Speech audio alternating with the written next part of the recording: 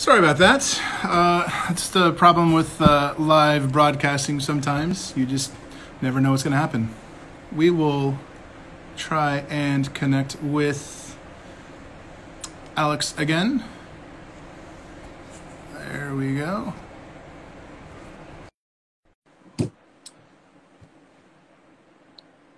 Checking, waiting, connecting, all the above. Sorry, There he is. Sorry about that. No worries. That's what happens with live broadcasting. I'm going to blame that one on you. Sure, I'll take it. I'm just joking. Awesome. So yeah, we were talking about just the different brands, and I was like being a music buff, how I compare them to different bands. That's right. And the place within our portfolio that they all kind of sit. Awesome. Cool. So good. We got this back up and running again. So which, I suppose you briefly talked about this before, but which is the most challenging then to work with? The most challenging vintage or most challenging of the challenging bottling to work with? I would put the most fun and most challenging in the same category. I mean, I think the Palengat is also the most challenging. It's yeah, we just agonize over that one. There's so many possibilities. It's endless, and like I said, it's just fun to create with that one. The world's our oyster. For sure. That's one of the interesting things about wine is, the most rewarding and the most challenging wine that you could possibly make could end up being the same thing, the same bottling. And I think it's good to be manic over wine when looking at wine, when understanding it and what it will become, because it's all those little small choices that lead up to something great. And then once you put it in the bottle, there's no turning back. And well, exactly. That ship is sailed. We get one shot at this a year, and so we can't afford to make any mistakes. But at the same time, it wouldn't be fun if there was not vintage variation, and if there weren't these challenges that we were up against. For sure.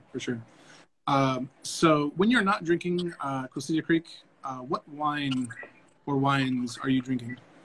That's currently I'm really on a white wine kick. I mean, we produce red wine, and I'm so used to drinking our cabs, these heavy hitting cabs, that I just totally need to take a step back and drink some whites. Just yesterday we were drinking some 2 Dagenham Silexes and also a Persang and the Egrec. So those were some cool ones to try out. And before that, we had a pretty big tasting. We were drinking a couple vintages of Smith Lafitte Blanc, the Pavillon Margaux Blanc, Petit Cheval Blanc. I mean, yeah, I don't know. I just dig some of those French white wines, Bordeaux style white wines. But I don't know. Right now, in terms of red wine, I'm kind of on a Paso kick. I'm digging like the Bookers, the Saxums, the Turtle Rocks, Levos, a lot of those Tin City wines. But Napas, I love like Colgan. Shout out to my buddy Mark. I guess went to school with him. He's working there. But really inspired by Brad Grimes at Abreu. He's just making some incredible stuff. Bordeaux's, I guess, like Trop Long Mondot, I really enjoy. Had an insane 85 Lynch Bage not too long ago that just knocked my socks off, and it's birth year for me. So I don't know, just a super fun wine to try out. But if I were to nail down any sort of other varietals, I guess, that I'd like to work with outside of Bordeaux, it would be the Rhone varietals. And They show a lot of promise in Washington State. Yeah, yeah, exactly. I mean, I have a ton of respect for Christophe Barone. He's just doing some incredible things out there. We is kind manic. of yeah, but he just has such an incredible perspective, Sure. holistic perspective on the wines and the wine industry and the sense of place that Milton Freewater has on Washington. So I just got a ton of respect for him. We went through horizontal of the No Girls the other day, and it was just awesome. It was so cool to try those wines. For sure. Yeah, I don't know if that necessarily answered your question, but no, for sure. It's what you actually brought up originally was, you say you since you make a lot of red wine, white wine is it comes very, very easy and very pleasurable, and you tend to seek them out. And it made me think of a little secret that some Barolo producers had when I was speaking to the people at GD Viara in Barolo, and they're like, yeah, because it's all Nebbiolo up here. There's little dirty little secret.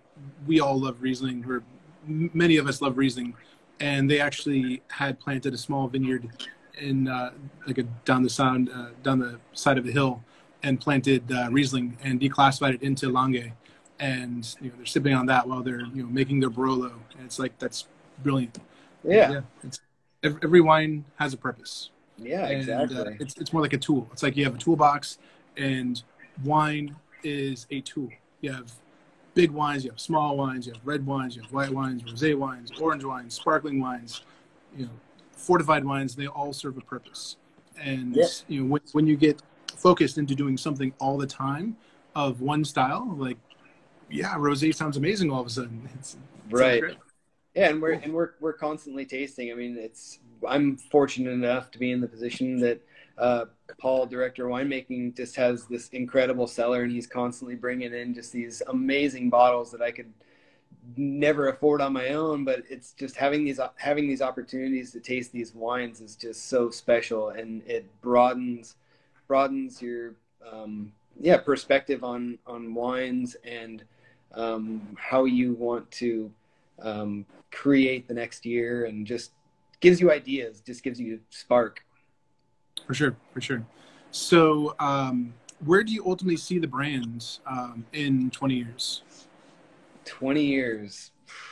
I mean, I again, kind of going back to our consistency and our myopic approach, I don't foresee much change. Again, that's not to say that we're not changing, but I don't know. I see myself as the first non-family winemaker that's been appointed at Quilceda Creek, and there are other familial generations that are coming up, and I see myself as more of a steward of the brand, a caretaker, and I want to continue this legacy. I mean, they're 40. Let's see, the 2020 will be our 42nd vintage. And so I don't want to come in here and radically change this brand by any means and set it on this completely different course.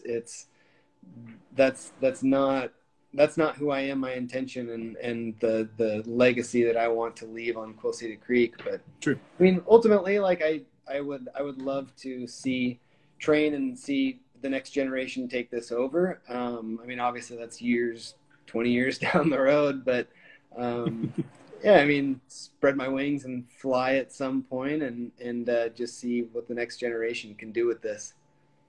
For sure. Yeah, it's one of those things where, if it's not broke, don't fix it. But also, there's something to be said about evolving with times. And, you never know what piece of technology, we were talking about technology before, you never know what piece of technology might be available in the future. And it's always good to keep an open mind about, evolving with things.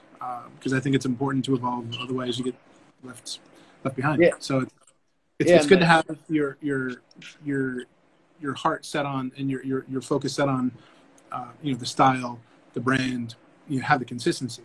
But yeah, it's kind of a crap question, because you can go the other way, and You could be both right or both wrong. So yeah, and the whole philosophy here has just been, you know, it's not smoke and mirrors. We're not doing anything crazy manipulative. It's just honesty and truth. And it's yeah, a time capsule. It's this art, this vintage in a bottle. And this sounds super cheesy, but you know, artists are defined by their art, and when it's all stripped away, all you're left with is just a damn good bottle of wine. So, exactly. You know. Yeah, that's one thing that I always stress to people is, you know, wine is both science and art, and it's one of the few art forms that can be enjoyed with all five senses. And once you open the bottle, it needs to be consumed. And that's the expression.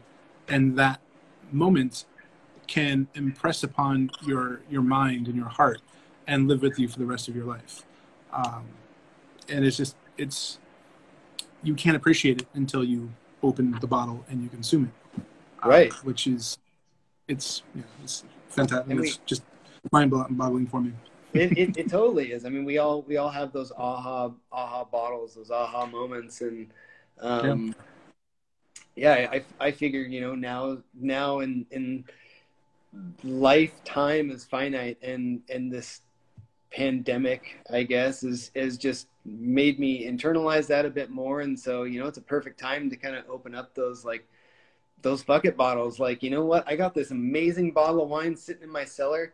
Like, what am I doing with this? Like, I'm going to enjoy it. Right now is a great time to open it, because anytime you open a great bottle is a great time to open a great bottle.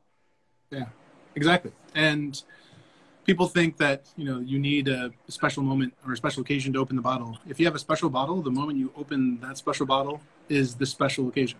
Exactly. So life is too short to not enjoy. Speaking of like aha moments, do you have a fantastic food and wine pairing with Quilceda Creek wines that made you say, I need to tell this about, share this with as many people as possible? Yeah, so probably one of my favorites is Quilceda Cab sitting on top of a mountain with a dehydrated pouch of beef stew. No, I climb a lot, and so I've definitely taken Quill up some mountains and enjoyed it up there. But that's not just joking aside. I mean, I don't know. Washington's like pretty incredible for some local ingredients. Assistant winemaker Hal and I like to go out and forage mushrooms every year, different times of the year, and just recently got some pretty fresh morels, and so taking those home, making like a beef stroganoff with those, and then pairing it with like a Quilceda Creek, and it was pretty spectacular. I mean, enjoying it with him and with my wife and his wife, and it sounds amazing. I don't know. It's a hell of a pairing, right? Yeah, for sure. It's funny. Living in Napa, I'm originally from Arizona, from Phoenix area, and I have some friends who actually go foraging up in the mountains, and there are spots where you can actually find morels, trumpet, all sorts of really great mushrooms, and they just go foraging and they come back with literally baskets full. And I'm sitting there looking at these things saying, what have I been doing with my life? Like, why do I go to the store? You just go and forage it for yourself. It's beautiful stuff. And I have a small garden, and I love to use ingredients from my garden, because there's no fresher taste than literally growing it from your garden, pulling it inside with kitchen shears, and then chopping it and putting it on the plate, serving it, and then you're good to go. Of course, washing it. That's as fresh as you can get. And I mean, I totally agree. We do the same thing up here, and I don't know, like eating some fresh basil the other day, and it's just like, holy cow, like this tastes so amazing. Yeah, I just harvested. I gave my basil plant a little haircut. It was getting a little bushy, and trimmed close to probably about a pint of pesto worth from it yesterday, and had done that. But now you're making me hungry. I'm talking about food and wine. Let's get back to wine. So over your career, what do you hope to achieve or be known for? What do I hope to achieve or be known for?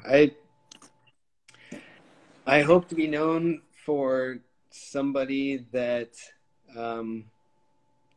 has a good work ethic. I enjoy this industry for the people, the connections that I make with a lot of people. Just this morning, like Lewis from Betts reached out to me and he's just like, "Hey man, good luck in your interview." And I'm just like, no, it's just like, it's so cool to have connections like that and to touch people's lives, and likewise, like they imprint on me. And in the end, like when it's all said and done, like that's your legacy, is just like the lives that you touched and everything. And I hope that what I'm creating, what I'm leaving behind as these little like time capsules, is something that people look back and just enjoy, and not to be taken too seriously or anything, but just to enjoy and to share with people. That's admirable. Just enjoying this wine. There's some people saying, "Hey, can I have a sip, please?" If you're here, I would share my bottle with you. I need a little refill. But yeah, I mean, so, to kind of go along with that, I mean, I really love working here, and I want to stay here as long as possible. But with that, I'd like to create something on my own as well, and have people experience that, and the pride and trials and tribulations that go along with that as well. For sure. There's you're not moving forward, you're not learning if you're not failing, right? Yeah. It's once you start I'm sure you know this saying, there's a saying in the wine business. Do you know how to make a small fortune in the wine business? You start off, well, I've heard that in reference to Napa. You know how to become a millionaire in Napa is you start off as a billionaire and open a winery, right? Yeah. You start with a large fortune. Yeah. It's hard to make it in the wine business, and if that's what you want to do, I wish you all the best. And I know that Quilceda Creek is very lucky to have you. They've been incredible to me. I cannot ask for a better family to work for, and it's just been such an awesome journey. The people are so kind, and I get to. My brother was the first non-family member to start here back in 2007, and then I was hired, and then my sister has since been hired. So it's the three of us working together, and getting to spend that time together has been really special. Yeah. It's Michaela is the sales director for Washington Western. Yep. So she does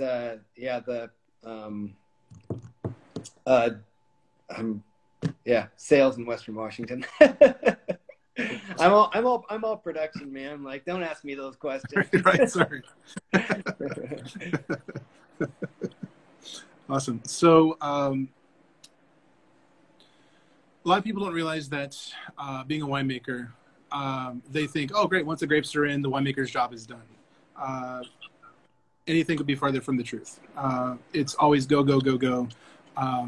Once you have the grapes in, then you're watching fermentations, then you're starting to, delistage or rack and return, or then you got to put the wine into barrels. Now you got to make sure they're fine. You got to top off. You got to move things around. You got to start blending. You got to start thinking about your crop for next year. It's always a moving target, and you continually are wearing so many different hats as a winemaker. What is your favorite part of the day or time of the year in the winery? Favorite part of the day? I just enjoy showing up to work every day. I get to work with some of my best friends, with Jesse and Hal, assistant winemakers, where we have so much autonomy up in production, and Paul has just been an incredible mentor to me. And favorite part of my day is just all day, every day. That sounds ridiculous, but it's like Well, do you have a favorite season then, perhaps? Yeah, I mean, so kind of leading into this, I mean, I've picked a career that I just enjoy coming to work every day. But favorite season is got to be harvest. I would say the earlier Energy. part. I would say the earlier part of harvest, when we're, the pressure relief valve's been kind of opened up a little bit, and we're not fully into it, but we're just like, okay, breathe a sigh of relief, and we're just kind It's of like you're building up the momentum to exactly. start going. We're working out the kinks and just dusting off the cobwebs from the previous year, and it's just such an awesome time, especially in Washington. It's just sunny out, and leaves are starting to change color, and it's just such a marker for the time of year. And I don't know, the ebbs and flows of the wine industry, production especially, are just so fun because it's ever changing. Yeah, for sure. That's one thing that I absolutely love now living in Napa is I actually have seasons in Phoenix. It's like 8 months of summer, and then you've got like 2 days of winter, and then maybe a month worth of spring, a month worth of fall. But living in Detroit on my own for the first time, a little over a decade ago, and experiencing seasons in snow and rain and clouds and squirrels and trees, I'm like, this is amazing. I didn't realize that leaves could be that color, and understanding that all those beautiful, deep like purples and reds and yellows and oranges, all those actually still exist within the plant. It's just that the chlorophyll is so abundant all the time that you only see green. And it really opened my mind to looking at things differently, and seeing how that all happens. We've got just a little bit of time left. How do you think Washington Cabernet can better position itself in the global marketplace? I definitely think that Washington is on the upswing in terms of how people view it qualitatively. It's a super young industry up here relative to everywhere else. St. Michel was one of the first, and I think they just celebrated their 50th vintage. So as coming from Quilceda Creek, like, we're not too far off from that. But I mean, I think that we're getting some incredible talent in Washington. We have schools that are kind of funneling into some of the wineries here. Not only established wineries, but people that are establishing themselves. And furthermore, like, it's a warm climate. I mean, east of the mountains, it's desert continental. So we really have an ideal spot to grow grapes. What we're seeing right now is some California money kind of migrating north. The fruit down there is just getting too damn expensive. And I think a lot of people are seeing Washington as kind of the next evolution, that's close enough to California. So investing pretty heavily up here.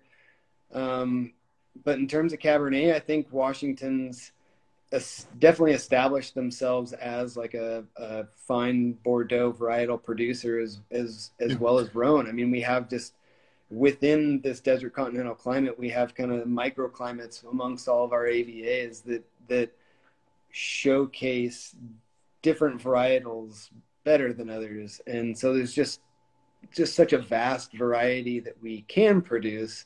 But I don't know, it's just kind of up to the artist. It's up to the winemaker, like, as where they want to plant their flag. For sure. It's funny you say that about California money coming up to Washington. I see that, of course, happening, and some would argue that that's kind of how Washington got its start, with Chelichev kind of coming up and really putting his finger in those fine tunes and touches on things. But I'm actually seeing this intriguing shift towards Idaho wines as well. There's some really interesting Idaho wines that are, you think, Idaho, it's potatoes, right? It's not just potatoes anymore. There's some interesting stuff, being grown everywhere. But Washington is clearly a world-class winemaking region that shows finesse, power, strength, and balance, and all the good things that you want to find. And for me, Quilceda Creek is firmly at the very top echelon of Cabernets for Washington. I could wax poetic about Washington wines, man. Awesome. Do you have any last words for us, or parting thoughts? Yeah, parting thoughts. A couple, and I not to get too political here or anything, but I just think that, like, looking around at like the socio-political strife we're going through right now, coupled with the pandemic, I think that, you know, the best, we all share a common interest. We're all here right now because of wine. Exactly. And I think what better way to communicate with people is to open up a bottle, share a bottle with people, and just talk. I mean, we're talking right now. We're having conversation right now about wine, and that's the beauty of it. It brings people together. Sure. My mom lives by these words, and she says, every day is a gift. And just some of the stuff that I've seen lately, it's just, makes me reflect. And I just had a daughter back in late March in this pandemic, and just a lot of, yeah, thanks, man. Just a lot of like what I'm seeing right now. It's just, I want, life is finite, and we gotta open up those bottles, and we gotta come together and just enjoy life for what it is, man. Sure. Yeah. One of my great mentors in Phoenix, Mark Tarbell, he said one of the most intimate things that we can do with one another, besides the obvious, is to sit down and share a meal and a bottle of wine with one another, and have a good conversation, heart to heart, and just share food and wine and fellowship. So, awesome. Oh yeah, I couldn't agree more. Awesome. Well, I know you're a very busy man. Thank you so much for spending an hour out of your Wednesday. I know we have a little bit of a glitch through the halfway, and somehow it paused, but we got it back. I'm pretty technically inept, man, so that was totally on me. Totally on me. It looked like it said the thing had paused somehow. I've never seen that before, so I'm sure it was a connection issue, but yeah. Awesome. Thank you so much, Alex Stewart. It was a pleasure talking to you. Yeah, Anthony, cheers, man. I appreciate the opportunity. Yes, sir. Cheers. And be well, drink well. Cheers. And be kind to others. Exactly. Be kind to others. Cheers, man. Cheers. Take care. Likewise.